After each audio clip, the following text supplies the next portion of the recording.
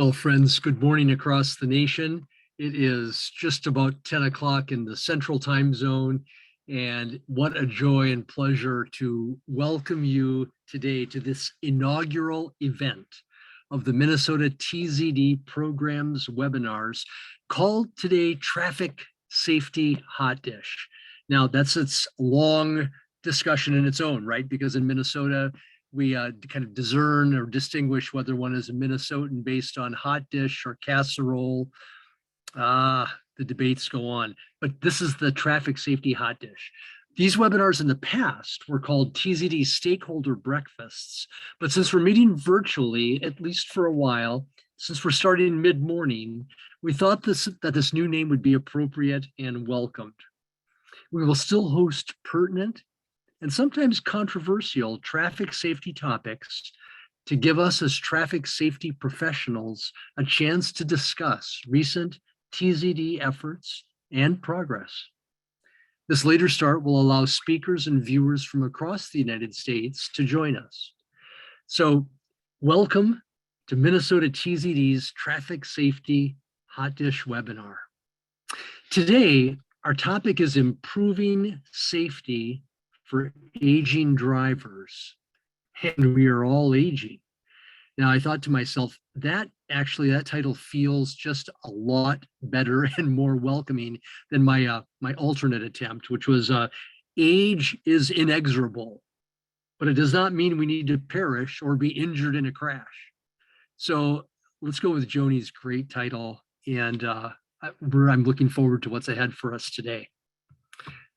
I'm Mark Kindy. I am the section manager for the Injury and Violence Prevention section at the Minnesota Department of Health, and I serve as one of three Minnesota co-chairs for Minnesota's TZD program. We have four excellent sponsors and hosts for this webinar. Our National Highway Traffic Safety Administration, thank you. We are just grateful. Mike Hansen and colleagues at the Department of Public Safety, and Brian Sorensen and colleagues at the Department of Transportation, and then my colleagues with the Minnesota Department of Health. We will have just touch on a couple of housekeeping rules and ideas for today. We are being recorded so that this can be replayed at your leisure and pleasure. The webinar will be posted on the website, the recording. PDFs of our speakers' PowerPoint will be available, and the professional development hours form is also available on that page as well. Some of you already noticed that the video and audio for all of our participants is turned off at this juncture. To communicate with our speakers and other participants, please use the chat and the QA boxes. You'll see these nice circles or cloud formations on the screen to indicate where those are. Start compiling your questions, and at the zenith of the presentation today, we will work through as many of the questions as we can. But you can use the chat function again to communicate with your colleagues from around the nation as well. Well, our speaker today is Joni Soames. Doc Soames, as we sometimes say, earned her doctorate, nursing degrees, and has worked as an emergency nurse for 40 years, and has also been working as a critical care educator for 46 years. She currently works at one of our level 1 trauma centers, Regions Hospital, as a critical care educator, and also does special projects for my favorite employer, the Minnesota Department of Health. So great, Joni, to have you as a colleague with me at the health department. Dr. Soames has been awarded grants from the Office of Traffic Safety here in Minnesota to do work statewide that increases awareness of driving-related changes that occur with the aging process, how to best recognize those changes, and options to consider if encountering someone that's being less safe on the road is due to that aging process. In key leadership, Joni serves as chair of the Minnesota Emergency Nurses Association Institute for Quality, Safety, and Injury Prevention Committee. She's the section editor of the Journal of Emergency Nursing, and she's broadly published. It's just a great joy, Joni, to welcome you to the metaphoric podium today. Looking forward to engaging with you. I'll be collecting questions, and we'll join you as the session, as we near the end, and we'll have a chance to talk through the questions that come in. So Joni, welcome. Well, thank you, Mark. You make me humble, just all those fine and fancy words that you talk about me, because I always like to say I'm just plain Joni, and I'm out there to save as many lives as I can. So I think at this point, what they would like me to do is share my screen. One of the things that I will be doing is stopping my video, everyone, first of all, simply because the internet here in Apple Valley sometimes is not the best, and I don't want to lose you if possible. So we'll see what happens. They tell me that they will recover for me if anything bad happens in the process if we lose our internet. So thanks for inviting me to speak today and talk about something that has become near and dear to my heart and something that I've been working on for the last 3 years. And I might want to just start out by saying that as an emergency nurse, I always expect immediate results, and sometimes that really doesn't always happen. So I'm thinking I'm going too slow with what's happening, but the reality of it is things are going pretty well. Oh, I'm trying to get my slides here to go okay. So first of all, some disclosures. I have actually received the Department of Transportation Older Driver Grant for the past 4 years. So a lot of what I'm going to talk to you about involves this. I am, as Mark mentioned, one of the Dakota County TZD Coalition's tri-chairs and the committee chair for our older driver in Dakota County.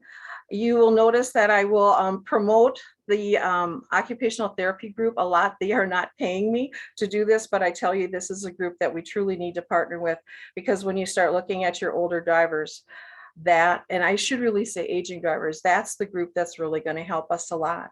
So as we get started today, a little bit of history. Some of it's already been mentioned. Some of you may recognize my name from even being involved with injury prevention as far back as 2008. I worked in St. Joe's Emergency Department for 20 years. That's where I learned about how your older adults are very vital, but they're also very fragile. And that's going to be one of the things that impacts why we see the numbers we're seeing in our aging population related to car crashes. I worked as a paramedic in Dakota County, so I know what it's like to be out on the street. And as mentioned, I am still working as an educator. I am a car fit coordinator, so I have a little insight with what's going on with there. So I think that's probably enough about me. Let's get started with what's happening. So in Minnesota, we know that we are aging, and the technical definition of aging is anyone over the age of 75. But when you start to do the research looking into who's old, the reality of it is that we start aging from the moment that we're born, and we continue to age until they start throwing dirt on our faces, I guess the best way to put it. But when you look at statistics, typically 60 to 65 seems to be the age that they deem the older driver. And what makes it very difficult for us is sometimes the results of data are reported on the 60-year-old, and sometimes they're going to be seen in the 65-year-old. So you'll notice that today as I go through some things. Those of you who live in Minnesota know that we're probably getting a little bit older, but what I thought I'd do is first of all look at our population. And this is a map of Minnesota in 2015, and it showed one county where the population of that county was over 35%. Only 19% of that particular county, it happened to be Aiken County, was over 35%. But as we go ahead in 2020, 22% of our counties, and you can see the color red has gotten bigger, are over the age of 65, or at least a third of the people in that county are over the age of 65. In 3 years, they predict that the number of counties with 35% or more of the people in that county will encompass 25% of our state. And by the year 2030, which isn't all that far away, folks, 27% of our counties, and you can see all of the redness, and 27% of our population in Minnesota, much of which is centered around the core Minneapolis and St. Paul, but you can see all of the red counties in Minnesota. All of those counties, 35% or more of their population is going to be over the age of 65. So we are aging, and we're aging significantly.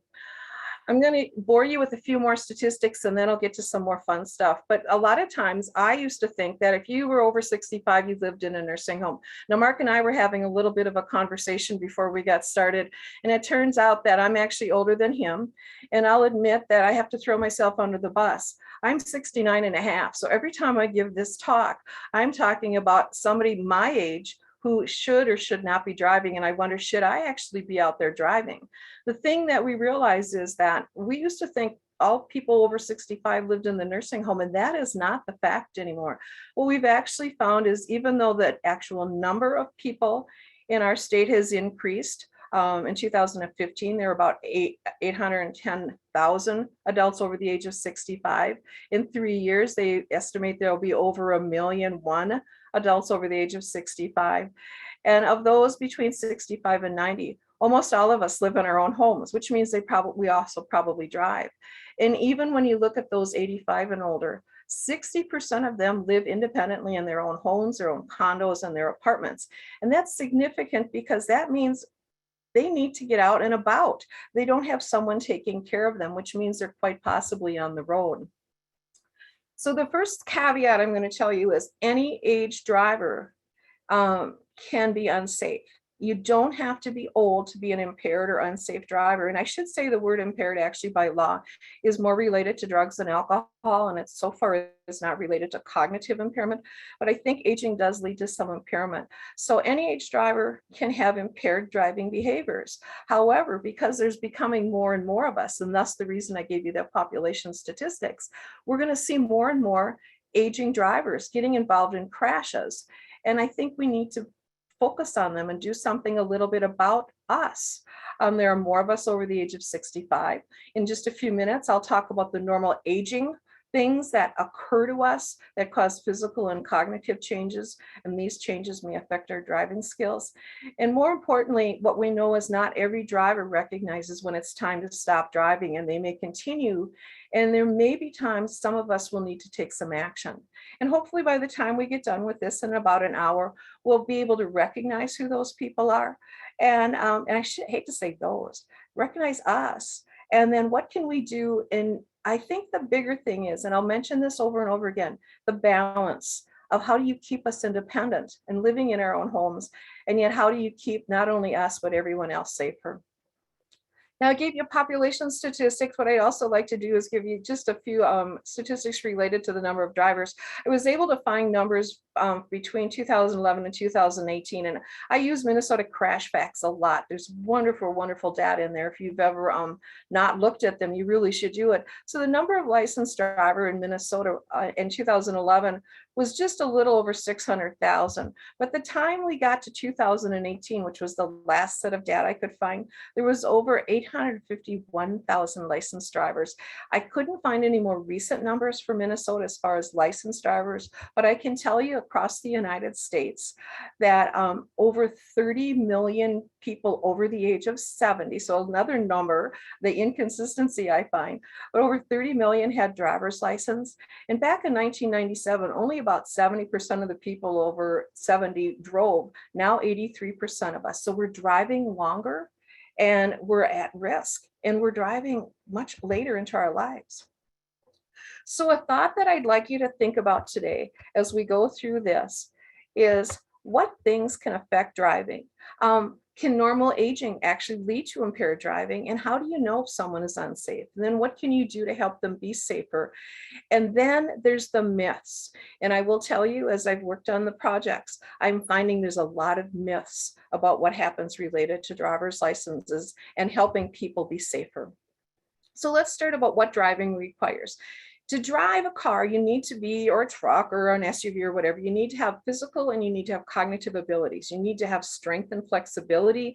You need to be able to hear. You need to be able to see. You need to be able to feel when you put your foot on the gas or the brake pedal. And you need an intact nervous system to send and receive messages between your brain and your arms and legs.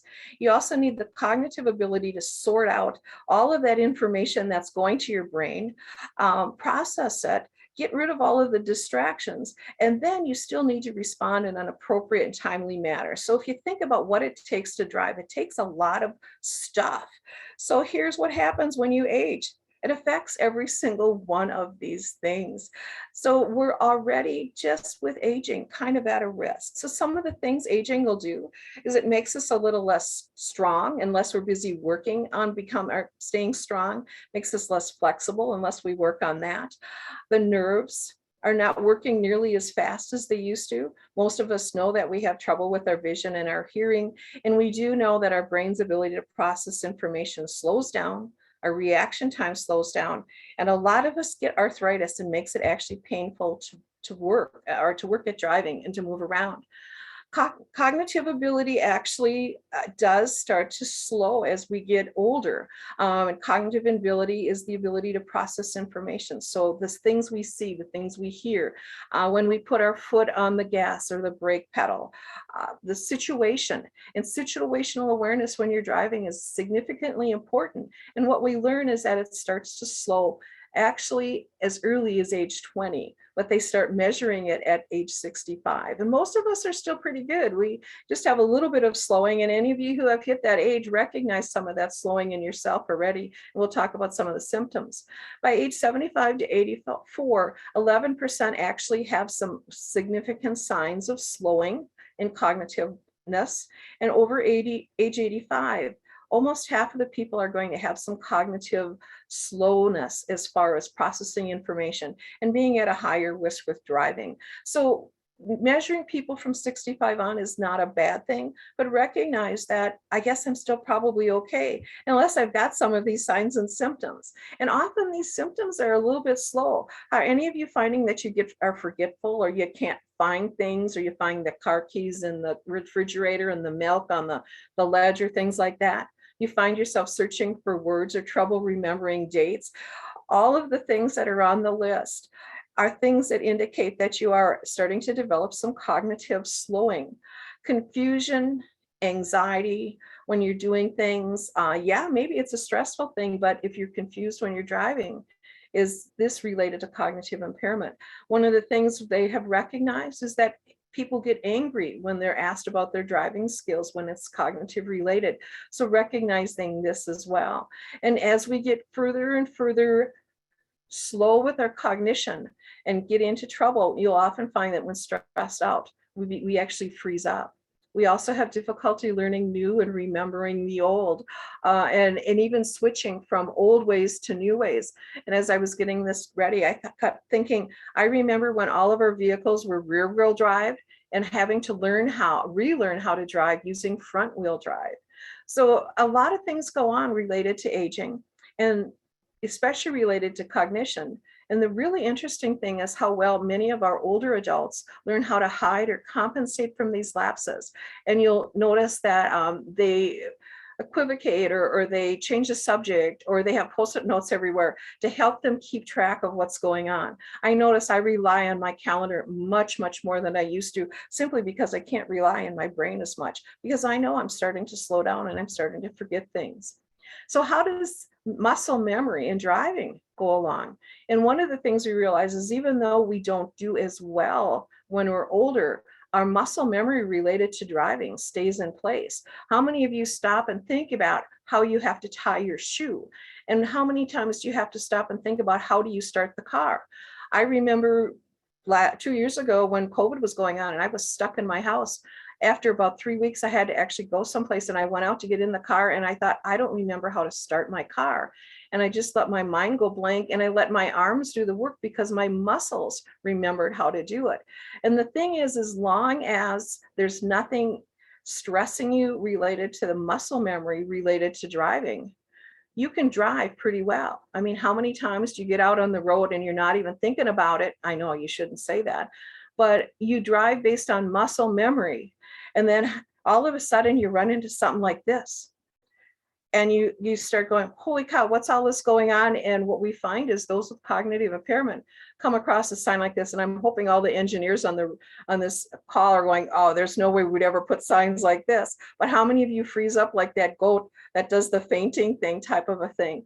Or how many of you have ever driven perfectly fine until the blizzard hit? And have you ever had the comment, these people all forget how to drive? Well, during non-blizzardy times, our muscle memory is helping us drive. But when it gets bad, all of a sudden we lose this. And this is the daily thing that happens to those who are developing cognitive slowness or cognitive impairment. It's like they're driving in a blizzard every single day. So know that as we age, we are at a higher risk of having this impairment. But the reality of it is, we all still can probably get in the vehicle, get it started, get it backed out of our driveway, and actually go forward until the first stressful thing happens. And most commonly what we find is it's the detours, or it's road construction, or it's an unusual thing that's happening out on the roadways. The other thing to keep in mind is that as we age, we start to develop conditions that put us at risk related to physical parts. So we've been talking about cognitive, and some of these are cognitive as well as physical. But as we age, we're at a higher risk for having a stroke, or having to deal with the results of a stroke, or having diabetes and having trouble with not being able to feel our feet or our hands, or we suddenly drop our blood sugar, or we have those neuropathies, that lack of sensation. So you don't know if your foot's actually on the gas, or arthritis. So it makes it hard to hang on to those wheels. And that's why that picture is there of the lady with the crunched up hands, almost looks like my own. Parkinson's disease and Alzheimer's can both cause physical as well as cognitive issues. And you might think, why is a heart or lung disease on there? Well, both of those can cause suddenly a drop in blood pressure, a drop in heart rate, a change in level of consciousness, difficulty breathing, and make it hard to actually manage the vehicle. And I don't think I have to explain visual things like glaucoma or macular degeneration, but recognize you need to be able to see in order to drive your vehicle. So know that with aging, all of these are a higher risk. And it may be that it's a condition that's persistent in what you deal with daily, or it may be a sudden onset of a low blood sugar, or signs of a stroke. And in fact, the reality of it is it's the symptoms of these conditions that may cause the unsafe driving. And we actually put a label on it that if you have diabetes, we may need to watch you a little bit more closely, because you may suddenly have a change in your blood sugar. Or if you're on heart medication, we may need to watch a little bit more closely because you have an irregular heart rate, or low oxygen level because of respiratory problems and you can't breathe as well and can't drive as well, or your blood pressure drops, or suddenly you can't move or feel your arms or legs, or you become dizzy with whatever the condition is. So there are many conditions and symptoms that occur with aging that ultimately lead to risks with driving. And for those of you who are not medically oriented, the bottom, all those squiggly lines just indicate somebody whose heart was going along and suddenly started to say, well, maybe I'll take a rest. And that person's heart rate has dropped, and that may lower their ability to stay awake and alert driving their vehicle. The other thing that happens as we age is we start to have to take a lot more medications, pain medications, sleeping medications, seizure medications, muscle relaxers. Makes sense that they may not be safe driving if they're taking them because they can cause drowsiness. But the reality of it is blood pressure medications may suddenly drop a blood pressure significantly and the person could pass out, or their heart medication may suddenly drop their heart rate. And this isn't to scare you from driving and taking medication, but the key is when someone is taking medications, they need to know what that medication can do to their ability to drive their vehicle. And reading the label that says do not drive when taking this medication is significantly important, and one of those things that we need to be looking at as a driver or a family member or a friend. I used to refer folks to the AAA resource about drugs, but they have taken that down now. So now we need to refer people to their care providers, but a pharmacist is a really good person to talk to find out how medications can affect their driving. So how might some of these symptoms show up or affect the way someone drives? So the first thing is just that difficulty turning their head to check for cross traffic because they're not flexible enough, or maybe they're slower when they need to slam on the brake, or they can't feel if their foot's on the gas or the brake, or maybe it just hurts, or they're not strong enough to step on the gas or the brake anymore. One of the things we found is as we age, we have difficulty judging distance and speed of other vehicles, or even the decreased ability to recognize if the situation is becoming unsafe, what they're doing and where they're going, or are they heading into some place they need to be a lot more careful when they're driving. Getting lost because folks can't read street signs or just simply can't put together what the street signs are saying is a significant reason we find older adults in their vehicles and they have died simply because they could not get out of the situation after having gotten lost. And when we talk in just a few minutes about how do you check for cognitive ability, if you're finding someone or coming across someone who looks like they're at risk of getting lost, we need to think about how can we make them safer. I almost put on my second t-shirt for the last line about being easily distracted or overwhelmed by stimulation. I live out in the country, and every time I have to drive into the city, I have to turn my radio down because the radio and the city stimuli is too much and I can't sort them out. And so my t-shirt says, I have to turn down my radio so I can drive better. And it's like, yep, that's what happens as we age. There are actually studies that have shown that as we age, the physical and cognitive impairments that we start to develop can lead to driving errors similar to those someone has when they're under the influence of drugs or alcohol. And it's important to keep that in mind, that we need to think about that. So we rule out drugs, we rule out alcohol. Why else is that person having trouble? And it may be related to cognitive impairment. Now, I told you I would say many times the caveat, not all drivers over a certain age are unsafe, but we need to recognize as we age, these changes are occurring. We need to be able to identify who's at risk, and we're going to talk about that next. And then we're going to need to be able to take or willing to take action to make everyone, not just that driver, but everyone on the road safe. The good news is the studies have shown most drivers decide to retire about age 75 simply because they realize their vision is going, their strength and mobility is going, their cognition isn't as good as it was. They have medical conditions that indicate, or their doctor has told them it's probably not a good idea to drive, and or they're taking medications that they have been told or they read on the label that says you probably shouldn't be driving with this medication. And one of the things I'll mention right now is that maybe you're taking medications and there's an alternative that would be safe to take instead of the first medication and allow you to continue to drive. So always be open to different meds that will do similar things, but make a person safer. So, but what if you've got a driver and they don't have to be 75, maybe they're 55 and they've got all of these things. What if they don't stop driving? What if they won't stop driving? Or more importantly, what if they can't stop driving? And I think that has been the most important thing that I have run into as I've worked on this, is that I can't stop driving, or my mom can't stop driving because they need to drive in order to be independent. And that's where the balance comes in. And we'll talk about that a little bit more. So I always like to throw in a few signs of someone that might be unsafe driving. It may be due to physical or cognitive impairment, but these are things that, you know, if you saw someone driving on the wrong side of the road or weaving, are you wondering, are they drunk? Are you wondering, are they full of drugs? Or did it ever occur that they may have a physical or cognitive impairment causing this, or a medical condition? Other things they may be doing are hitting people, cyclists, other cars, making left turns or getting into correct lanes are common problems that you see. The turning in front of or failing to yield to oncoming traffic. I'll show you some statistics about that in just a little bit. And the really interesting thing, and I wish I had time and the technology ability to share with you a video of an older driver that was driving along the road that a traffic stop took place. And by the time the law enforcement officer got done, they realized it had nothing to do with the medical condition, it had nothing to do with alcohol, nothing to do with drugs. It simply was the poor man was so confused, he did not know what he was doing.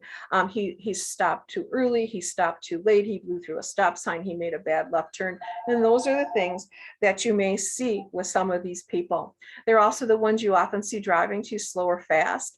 They have scratches or dents on the garage. or the garage door or the mailbox, and they're the one that you follow for many, many, many miles with that blinker blinking, and you go, what the heck are they doing out there? Anytime I see a car with a lot of scratches or dings or dents, I kind of wonder, wonder how old that driver is, because you kind of wonder how many things have they hit because of poor judgment related to driving into and out of situations like parking lots and garages and things like that. One of the scariest stories I had told to me was the driver that was pulled over that had post-it notes posted on their dash pointing down to where the gas and the brake pedals were. These are all signs of probably somebody who has a cognitive impairment or a physical impairment, that they're using this as a way to cover for them and make sure that they can still be independent. Lastly, if someone is pulled over, and as I was reviewing this, I thought, boy, I know I'm going to be working with some of the folks who are out doing construction. And I thought, boy, they have somebody try to drive through a construction zone and they stop them. And the person gets confused, seems confused or lost, or they can't do routine questions or routine tasks or follow directions. And then they get mad when they're confronted about that. This may actually, in fact, not be a bad person, but it may be someone who is cognitively impaired. They don't be able to recognize, or they aren't able to recognize situations and ultimately get themselves into trouble. And when you confront them with it, it becomes an issue for this person. So these are all indications of cognitive and or physical impairment, and some things we need to consider as we look at our older drivers and actually any age drivers. I've gotten a lot of stories shared with me, and the obvious one is the little lady that's busy ordering her burger and fries at the post office box. But I've had like pharmacists or bank tellers, or even people that are watching video cameras on folks that drive up to get like gas and things like that. And you can just tell that they're having trouble managing their vehicle, and almost without fail, when they get out of their vehicle, it's someone that when you can talk with them, they have signs of cognitive impairment. They may be having trouble locating the speaker. It's like God is speaking from above. Or maybe they can't even turn their head to look at the window at the bank teller. Many of them still are trying to figure out how to roll down the window instead of pushing the button. Or if you watch them get out of the car, they have difficulty standing and or walking. And I've got to admit, I'm right there with them. Or if they're asked to find things, they're busy digging because their vision is so bad and they can't find it in their purse or their wallet. What's happening if they are trying to find it in their vehicle, or they're trying to find a road sign? I actually had someone share with me, they pulled over a driver who had a stick that they were using to push the gas and the brake pedals in order to drive. So these are all things to think about when we think about the aging driver. And hopefully none of us are doing these things as we age, but it's a recognition that this is what makes them unsafe. And in fact, is adding into the increasing number of them that are dying on our roads. Now, this particular graph that I found looked at the 70-year-old, and I always kind of chuckle at statistics, because when you look at the percentage of deaths of older drivers, 70 and older, that are dying, the number is dropping. And that's just simply because there's more of us older drivers. So the percentage is going down. But you know what? I worked in an ER for 40 years, and every person that died made an impact on me. And when you look at the actual number of lost lives, that number is going up between 1975 and 2019. Look at how that has increased. So as we age, we're at a higher risk of driving when we're on the road. I put these three graphs together simply because they impressed me significantly. I know initially when I started to promote that we look at older drivers, I got a lot of pushback and say we really need to worry more about our teenagers. And if you look at the graph from 2008, you notice that our 16-year-olds, our 20-year-olds were the highest number of the folks dying on the road per 100,000 people. But by 2017 nationwide, our over 75-year-olds almost had the same rate as those 20-year-olds, and actually was higher than the teenagers. Now, I'm not saying let's not look at the teenagers, but I think we need to start looking at how do we help our older drivers drive better. I was recently able to find the 2019 map from this group. It's the Institute for Insurance Information. And what we found is it's still pretty much the same. As our population is aging, you're seeing more and more of them dying on the roads. But what was really interesting, and I'll just throw this one in, is when you looked at the graph, it was really the men that were dying more. And in fact, if you're over 85 years old and you're out there driving, you're usually accounting for 26% of the deaths on the road related to motor vehicle crashes. And often it's that particular person. So men tend to die more than women, probably because they're driving more. But our older population and those 20 to 24-year-olds are people that we need to kind of focus on, because those are the ones that are having the highest number of deaths out there. To hone in on some numbers from Minnesota, and again, I went back to our crash facts and looked at, yes, you can certainly look at percentages, but the percentages of crashes in Minnesota between 2011 and 2019 involving 65-year-olds increased from 13% of the crashes to 16. I already told you I like hard, fast numbers. They went from 9,500 to over 12,500. The injuries themselves involving those over age 65 went from 8% of the injuries to 20% of the injuries. That's a lot of people that are getting injured. And if you look at the deaths between 2011 and 2019, the hard numbers are in 2011, and this is where it gets interesting. They report the deaths in anyone over age 60 instead of 65.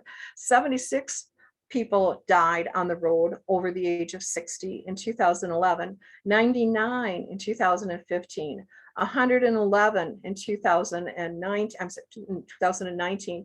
And it was hard to put the data, and I decided to not to include 2020 because we were all hunkered under our blankets in 2020.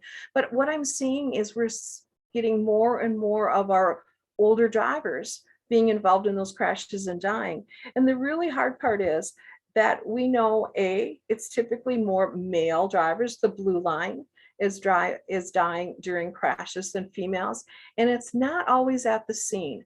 What we're finding is because we are older and we are more frail, all of those physical things that I was telling you about, those changes in our body make us less able to tolerate crashes, makes it harder for us to recover from those injuries. And ultimately, a lot of those complicated injuries, the person doesn't die until after the 30-day note when we keep track of them in crash facts. It's more of a lingering death. So the complications and underlying conditions often lead to a prolonged death rather than an early crash. So these numbers are probably not as high as they need. So we're just simply, as an older person, at a higher risk of dying as we're out there. First of all, higher risk of crashing, higher risk of getting injured, and then a higher risk of dying as we go along. One last set of statistics. I know people hate statistics, but sometimes some numbers are kind of good.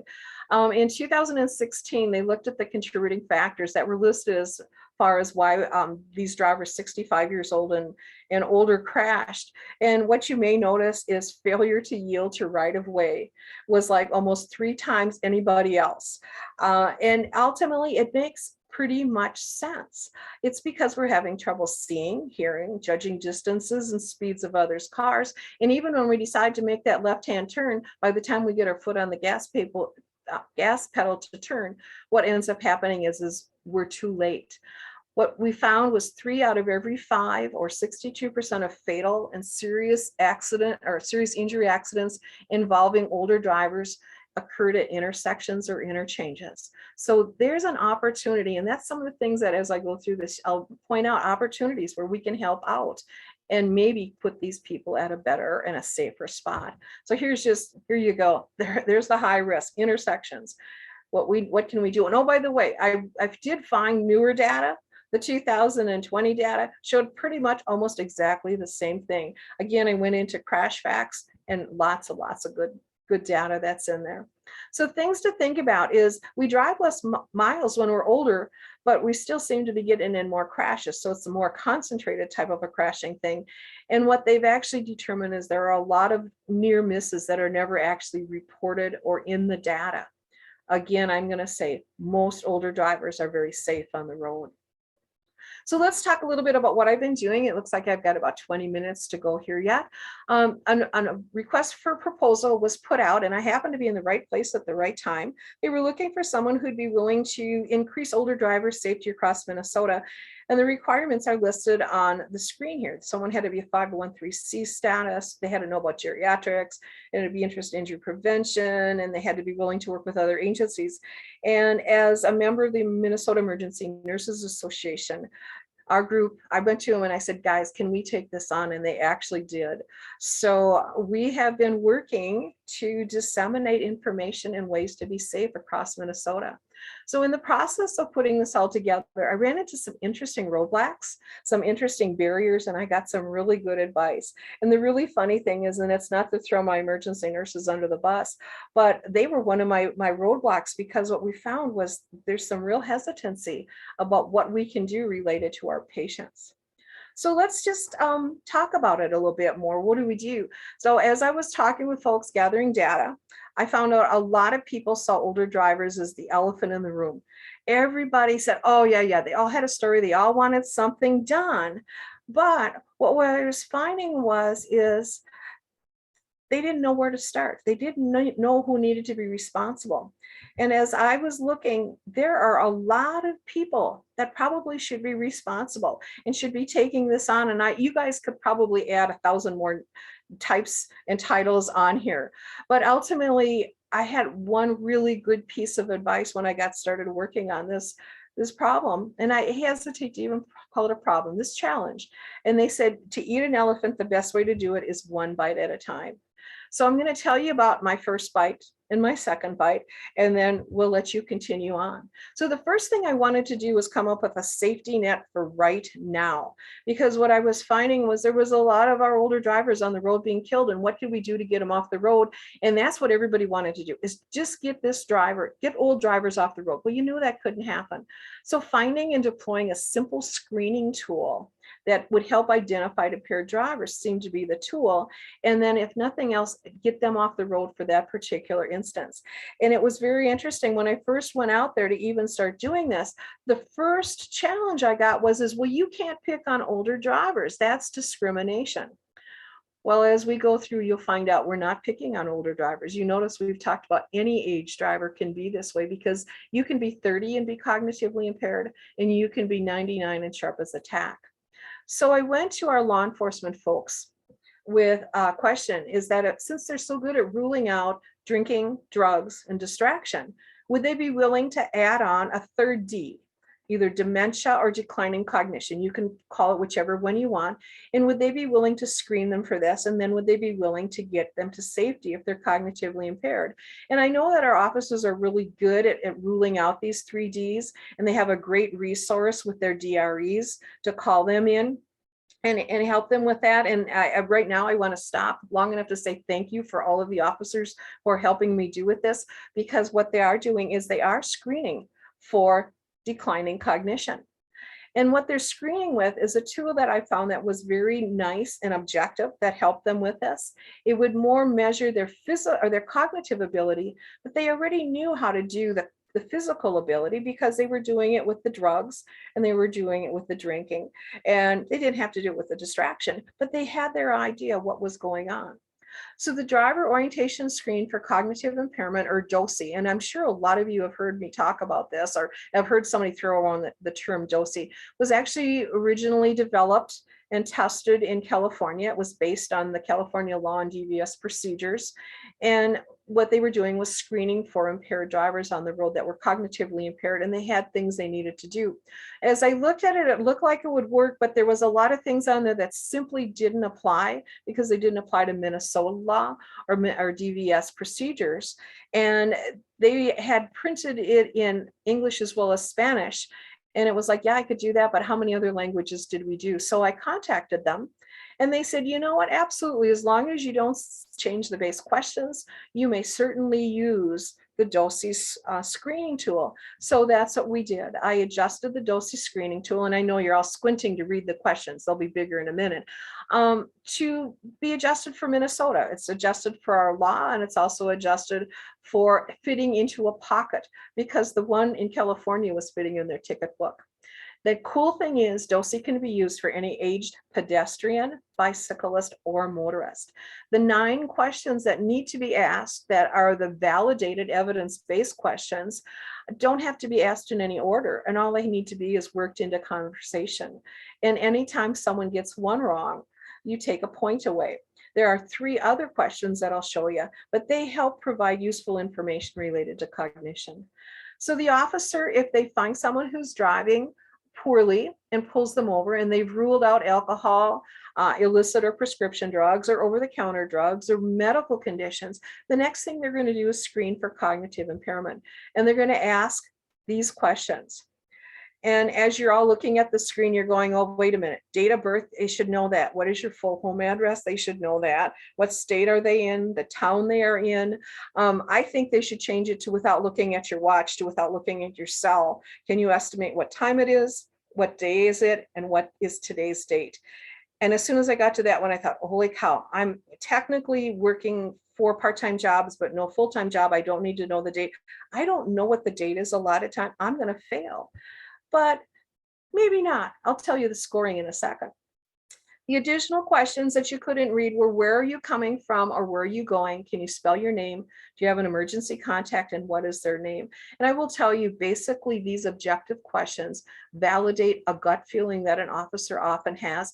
And I will tell you the truth, anyone can use these. You don't need to be an officer to do these. Anyone can use the Dosi screen. And here is how you score them. If you answer all but 1 or 2 questions correctly, you're still actually cognitively intact and probably able to drive the way you're supposed to. You can absorb road information, follow the rules of the road, make good decisions, and drive in a safe manner. The person who's getting 3 or 4 questions wrong probably has some slight confusion. They may be having trouble processing information, especially related to traffic information. It may just be the situation right now, and they may clear really very well, but it's probably, the recommendation is from the original study was anyone who's getting 3 to 4 answers wrong probably shouldn't drive right now. They may clear and be safe to drive later, but they probably should be assisted at getting home safely right now. 5 or more questions wrong with those 9 questions that we asked, that's over half. They're highly confused. It's probably not new. And this is a person who's going to have difficulty controlling the vehicle. They probably won't be able to follow roadway information, respond to highway threats. And these are the folks that are often found in the ditches dead. I recently had a friend who lost a brother simply because he got lost on the road during a storm and couldn't extricate himself from the situation and was found dead in his vehicle several days later. So people with this number of questions wrong probably shouldn't be driving, at least at this time. And I'll give you what you need to do in just a second. So keep in mind, this confusion may be only situational or temporary. They probably shouldn't get behind the wheel, and some alternative method of getting them home should happen. And so what I've been teaching my law enforcement folks is they can either call the family to get the person home, they could send them with EMS, or they can follow their department procedure and get that person off the road for right now. So I worked with 4 of our regional law enforcement liaisons, so Bill and Scott, Becky and Frank. I don't know if you guys are on, but shouts out to you guys. You helped me reach across the state of Minnesota, and you can see the pins of all of the different agencies that are have the Dosi card in their pocket. They've also watched the education, and they're ultimately using the Dosi test. They were sent laminated pocket-sized cards that have the questions on it and the result, what to do with the results. They also got a link to an on-demand webinar describing how to use the tool. And originally we did an hour-long one, and now what we're doing is a 15-minute one. Thanks to Lisa Kahn for helping me with the hour one. I did the 15-minute one thanks to the sheriffs who said, make it 15 minutes so we can use it at change of shift. And ultimately the education and the cards are going out, and any agency out there that would love cards, give me a shout. I can send them to you as many as you want so that you have them available to you. I got reports back saying how it worked. One of the agencies said that they got a report of a wrong way driver, and they didn't find the car going the wrong way, but they found that the person was driving erratically. And it was an elderly male who was definitely lost, didn't know where he was going to or coming from. or at least didn't seem like it. And ultimately, by the time they got done with the Dosi, what they did was they called family members and got him to a safe place. And we know we probably saved his lives. And I'm getting many reports similar to this from many different agencies. So screening for cognitive impairment, recognizing that it's possibility and then screening for it and then getting that driver to safety is a huge thing. Now, it's not just law enforcement that needs to do this. Keep in mind that anybody can use Dosi. There are other screening tools, and remember I had that whole long list of other people that should be doing that. I will talk just briefly about the Get Up and Go, the mini cog, the mini mental state exam, or the Montreal cognitive assessment. And I've actually had older drivers come up to me and show me their results and say, what does this mean? One of my best resources that I can recommend to anyone is the Clinician's Guide to Assessing and Counseling Older Drivers. It's online, it's free, and it's got a lot of good information if you want to read more things about that. But let's go on to those other screening tools because we've only got about 10 minutes to go here. The mini cog is something you just want to know how well their memory is. So you really don't know how their physical ability is, but they remember things like banana sun chair, draw a clock, and then say, can you tell me banana sun chair? And if they can't repeat those words, you kind of need to go, how good are they out there driving? They may drive with muscle memory, but if they get into a situation, their cognitive ability is probably not going to get them out of that situation. The time to get up and go test has found that if you can stand, walk 3 meters, turn around and walk back and then sit down in less than 10 seconds, you're probably freely mobile. But if it's taken you longer than 30, how well do you slam on the brake? How well do you get out of the car? Those are some things to consider if you're looking at someone who you're worried about. Do they have the cognitive and physical ability to drive that vehicle safely? The mini mental state exam is one of the ones that the physicians can certainly administer to their patients to see if they're safe to drive. But one of the things we're finding is there's so many steps to this test that the physicians simply don't have the time to do it. But you may hear people talk about the mini mental state exam that can identify cognitive impairment. And the other screen that you'll often hear people talk about is the MOCA screen, or the Montreal Cognitive Assessment Screen. And it is as complicated as this screen looks. People will say, holy cow, there's way too much stuff on there. But ultimately, the practitioner needs to do a multiple number of tests with this person that ultimately identifies how well they can do things that are required to drive. And if their score is less than 18, they probably aren't safe to be behind the wheel. These are some of the things that MOCA will actually test for. And if you think about the need to have executive function, be able to read signs, be able to abstract what's going on, know if you're oriented and pay attention, you can see where the MOCA screen could be very important. These are hard and fast screens with numbers that can actually suggest if someone should be safe driving or not. And you notice the little girl with the spyglass. So she's screening. These are not a full, complete assessment. This is a screening, and poor performance on any of these screens indicates someone may be at risk of unsafe driving. And then they should be referred to someone who does this specially. And that's where I had to say, I'm not being paid by the occupational therapists or rehab specialists, but those are the people who do this as a specialty. Physicians can also do this, but they need to have some additional training in order to do good screening related to the vehicles.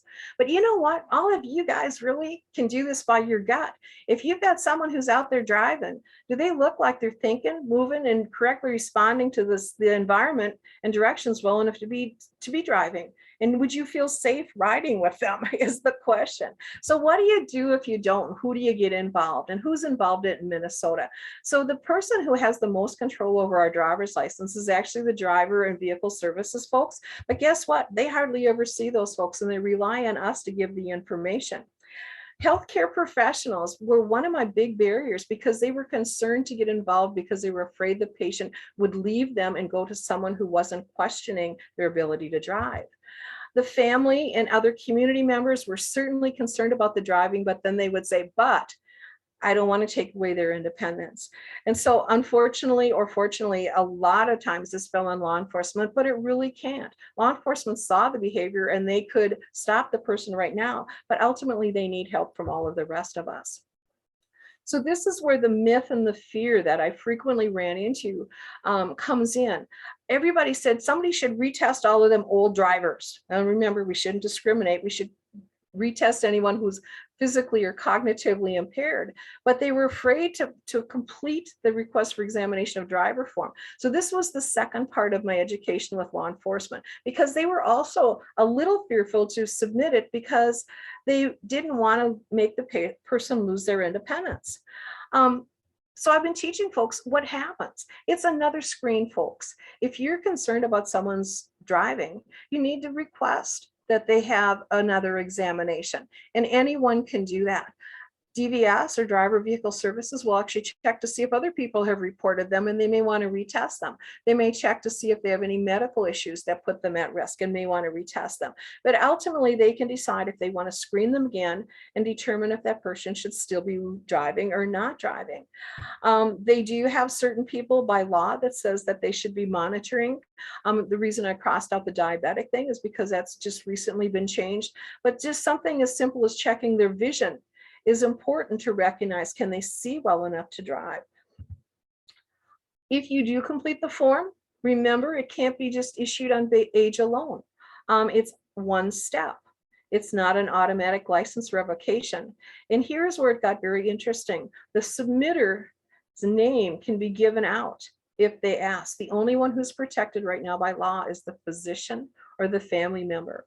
But as I was explaining to law enforcement, the more specific the description of the driving behavior, the more descriptive it was, and the more legible it was, the more likely the person would be reevaluated. And it's not an automatic loss of license. So if you're concerned or you need help, this form is a really good form to help. Once the person is in the DVS office, they're going to screen them again, and they may actually, in fact, ask a physician to evaluate them one more time. The doctor may just say, let's monitor their condition, but retest them.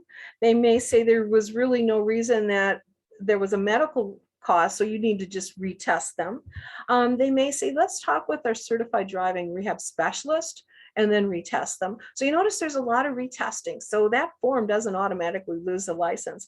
And occasionally a physician will simply say, they shouldn't probably drive. But you know what? The driver can ask for a new doctor evaluation. The driver vehicular services can override that. And ultimately DVS decides on the testing. The testing may be related to vision, health, a written exam, or behind the wheel exam. Again, the fear had to be dispelled. The referral is one of those things that we can think about that would be really, really helpful.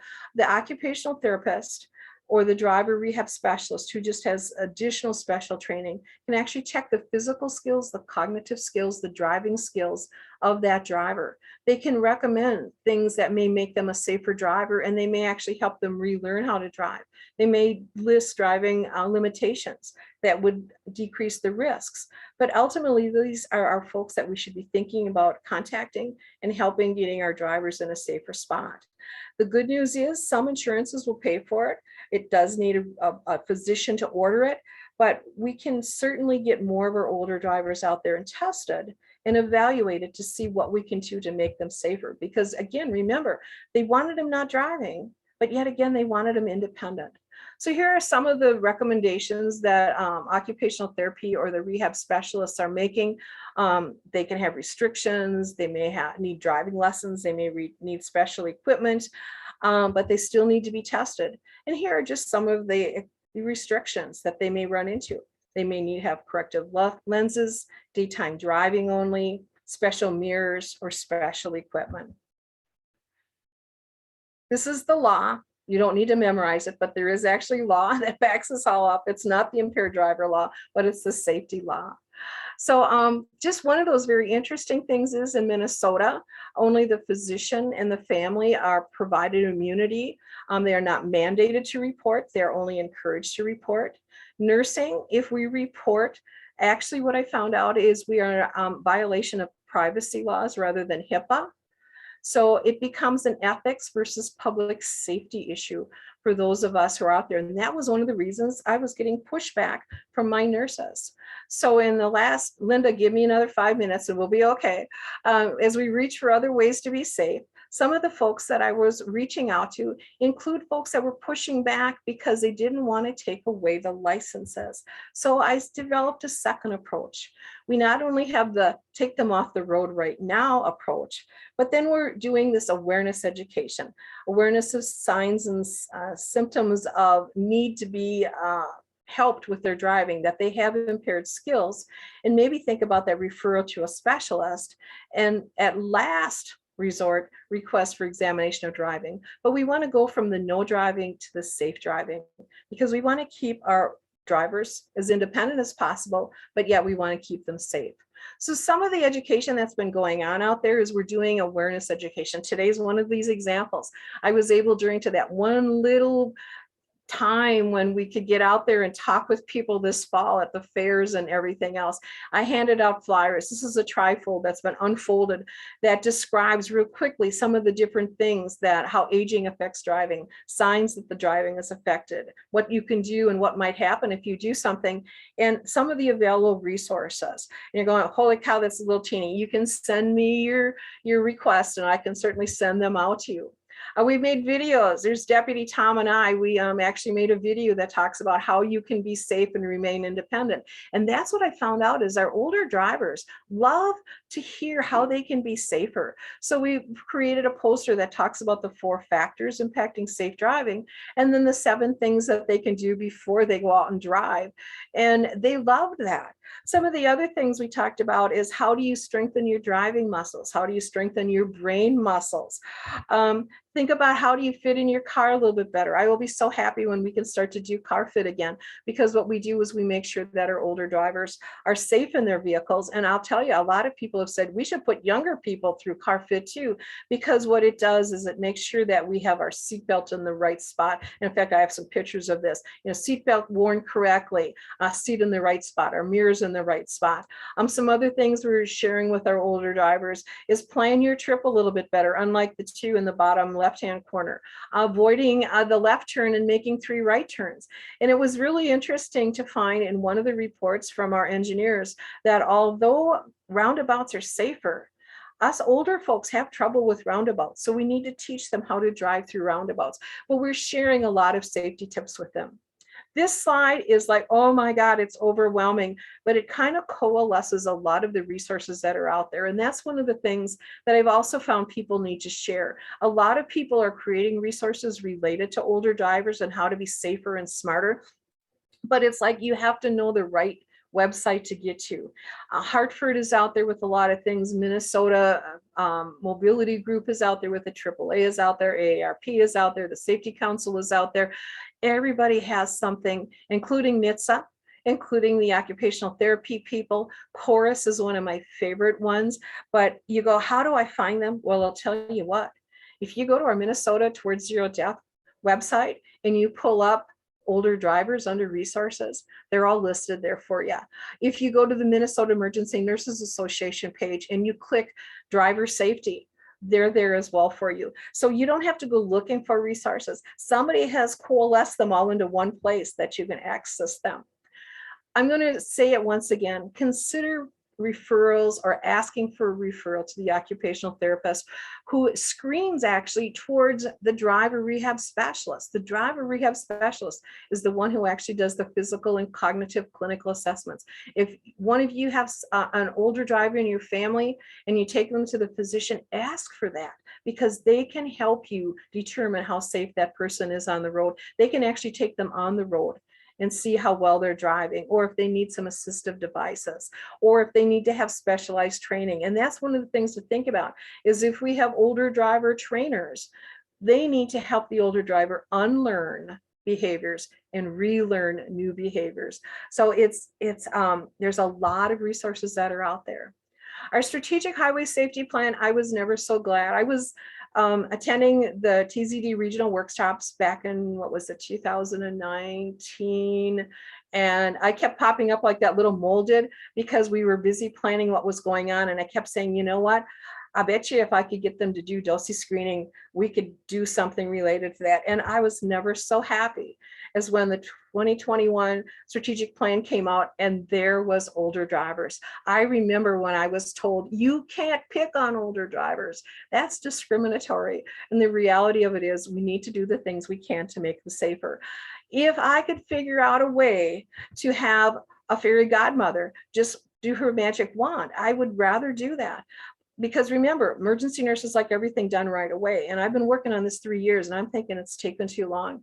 I know it's going to take longer than that. And it's going to take all of us to do it. But in the long run, we want to think about how can we make our aging population a lot safer. I threw Annette under the bus. She's in charge of the older driver work group, and she said it was okay. Just know that we're still working on getting ready to do something. So driving, what I want to say is it's not an all or none. It's not that you can't drive or you get to drive. It's going to sort of be of how do you drive safely? How are you safe versus independent? Because some people will never really be safe if they're out driving. So it's truly a balance that we need to be looking at when we look at our aging driving population. We need to think about who's going to be responsible. And here's that same list again. And remember, add the other ones you like. We all need to start biting on this, one bite at a time, working on it. I've got some bites done. You guys are going to help me with some more bites, but know that this is a challenge that's not going to go away. And it's one of those things that we need to start thinking about. How can we make our aging population on the road a little bit safer? Here's some questions to think about. If you see someone you're concerned about, ask how they're getting around. If you're really concerned, arrange for rides for them. You may want to recommend non-driving options. And I will say one of the good things about COVID is the fact that people are now more willing to have stuff delivered, and there are delivery services. So people don't have to go out and drive. Provide resources. I've already given you 2 places where you can look. Think about that referral by the driving rehab specialist and occupational therapist. And we do always have that safety net of requesting an examination of driver. We can ask to have them tested, and that's not an automatic loss of license. So kind of to review at the end, and you watch the drop of water, and hopefully on your screen, you'll start to see the ripples going out. We've talked about physical and cognitive changes related to aging. And we know that it may cause impaired or unsafe driving.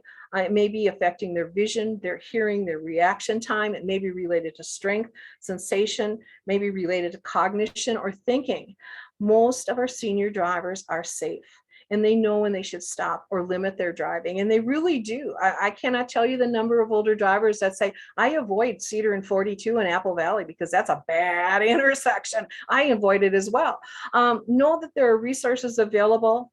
There are options to consider when encountering an unsafe driver. I've listed a lot of them.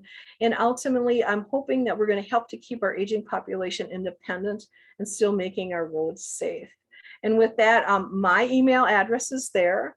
You're welcome to send it. I know it looks like a weird email address. There's a story behind it that I don't have time to tell. But I'm going to turn it back over to Mark. And Linda's going to stop sharing my screen, I believe. Thank you all for listening.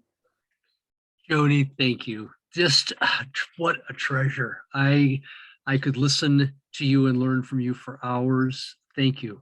And I want the story. I've seen your email address before, and I just haven't paused to ask. So don't share now. We will come back.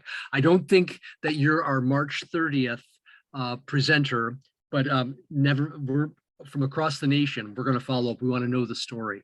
So friends, thank you. Thanks for joining today with our Minnesota TZD Hotdish.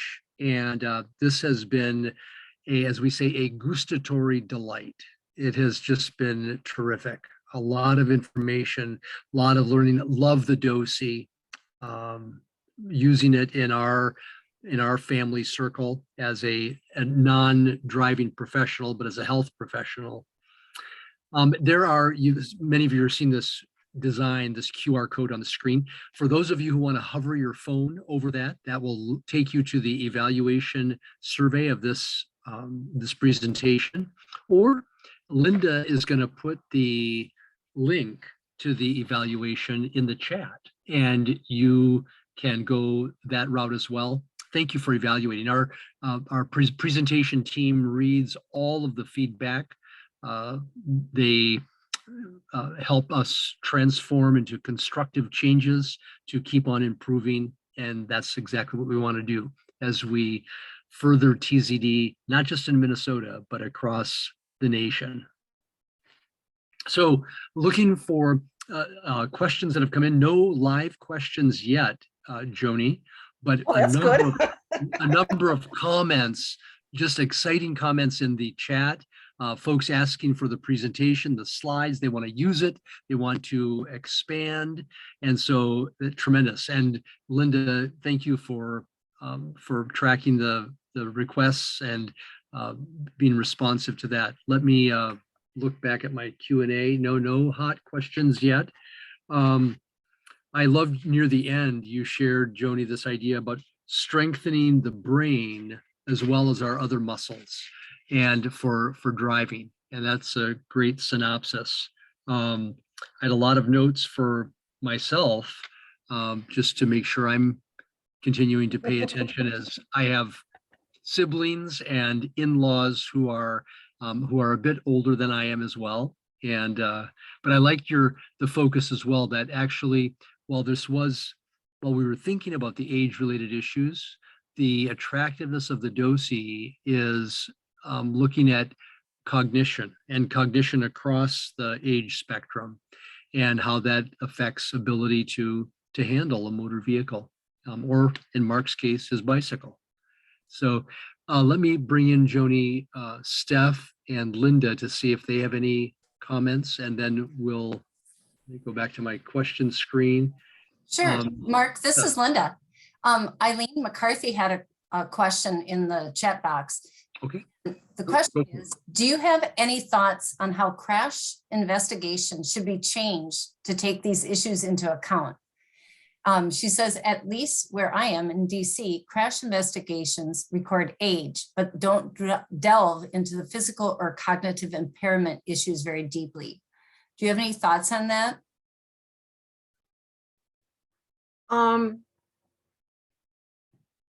Maybe a little bit. I think part of it is, do they even have access to the driver, or it's the awareness? And to me, so often people just never have thought about cognition. And as you increase that cognitive awareness, or the awareness of the cognitive stuff, they go, oh, I didn't find that the normal reasons. Why would they crash? Well, maybe it was this or this or this or this. And I know when we do fatal review in Dakota County, one of the things that I'll ask is, what was the age? And I realize that that's typing a type of a person, or they're old, they're going to be cognitively impaired. But the reality of it is that is a likelihood that may have caused what was going on. So I think first the awareness, and then if they can actually do a Dosi on the driver, or they have someone else do an evaluation on the driver, I'm hoping that answers the question. Thanks, Joni. Melissa asks in the Q&A if there's a copy of the Dosi that she can print out so she can use in her assessment of her dad. Oh, yeah, actually, if you put in Dosi on the computer, or driver orientation, cognitive screening, or she could just shoot me an email and I'd send her one. Okay. So and Joni, I can put it on the website as well. Okay. Yeah. Perfect. Thanks, Linda. Joni, Christine asks, are there ways, or what might be some ways that an older driver can keep driving safely with restrictions? Well, that's a great question, because there's a lot of different restrictions. Some simple and some are self-imposed. How many people do you know that don't drive at night anymore? Duh, yes, it's as simple as that. Not driving at night, don't drive. I'm supposed to go out to dinner with somebody tomorrow. We're already seeing that there's supposed to be a snowstorm right when we were going to meet. We have already started to make plans that we may not do that. There are other ways you can drive, better mirrors, better adjustment of your mirrors. There's actually adjustments you can do on your seat, so you're high enough to see over the steering wheel. There are knobs, and that's where your occupational therapist and your driving rehab specialist really come in. Some of them are like no-brainers any of us could think of, and some of them are things that's like, wow, I would have never thought you could do that, but they know those. So there's a lot of different ways. But like I said, probably the easiest one is I just don't drive at night anymore. Good, good. Thank you. Mark, there is a question for Joni from Jamie Dolan in Michigan. Okay, great. Is there a database that you can use to track how many of the screenings are done throughout the state? Boy, Jamie, you must think I'm really technologically wonderful. I'm having trouble keeping track of who is even. I gave you the little pin map that showed how many agencies asked for this screen. And honestly, I have a sneaking hunch that has been passed on and passed on and passed on. So I don't even know how many people now have those little cards in their pocket anymore. There is no place in Minnesota currently that tracks the screenings that are done. And in fact, even if someone filled out a request for examination of driver, we are teaching them not to say failed the Dosi screen, but we're asking them to identify the different parts of the screen that they did not do as well as they could have. Would that be something that if there was a really smart technological person that could help us with that? I do know there's a Dosi app that's out there. If you reach out to the folks at University of California, San Diego, they have an app you can use, but I still have a dumb phone. So there probably is. I just don't know how many are being done. So great question. Super. Well, Joni, thank you. And I just want to thank you again for presenting today, for taking the time to prepare, to bring this all together, to condense it in a time that fits. Thanks again to colleagues from across the nation, from around Minnesota, but those who've come in electronically from again across our land, and great commitment for us to keep our folks of all ages, but to keep our older generation safe on the roads and keeping them independent that way as well. Linda and Steph, thank you for your technology support and for organizing this. We are excited about the March 30th Hotdish gathering. Now that's quite a ways from now, a long time of fasting in preparation, but we look forward to the March 30th Hotdish gathering, and we'll see you then. So thanks so much. Have just a rest of a great day and great week.